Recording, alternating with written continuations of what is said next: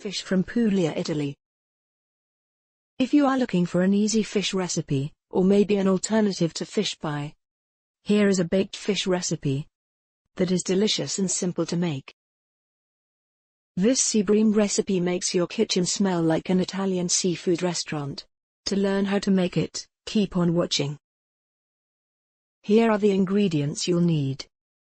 1 medium Bream, 4 medium white potatoes, 5 medium garlic cloves, 1 tablespoon garlic pate, 4 tablespoons fresh or frozen parsley, 75 grams pecorino romano cheese, a high-quality extra virgin olive oil like this one, 2 tablespoons breadcrumbs, salt and pepper to taste.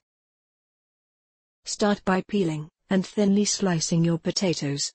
The thinner the potatoes, the quicker they will cook. Next, peel and cut the garlic cloves and chop the parsley. You can place the garlic and parsley in the same bowl, and stir to combine.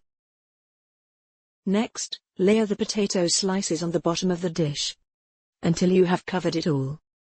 Season with black pepper, and top with the garlic and parsley mixture. Bake your fish and place it on top of the potatoes. Make sure you have scaled it, removed the interiors, and washed it. You can ask your fishmonger to do this for you.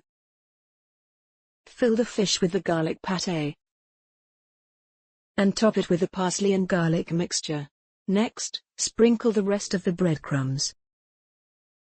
To complete the preparation, top the fish with the remaining sliced potatoes, and sprinkle the rest of the cheese. Season with black pepper, and drizzle some olive oil. Bake in the oven for 1 hour, or a little less, depending on how thin you have sliced your potatoes. Take out of the oven, let it cool, and enjoy.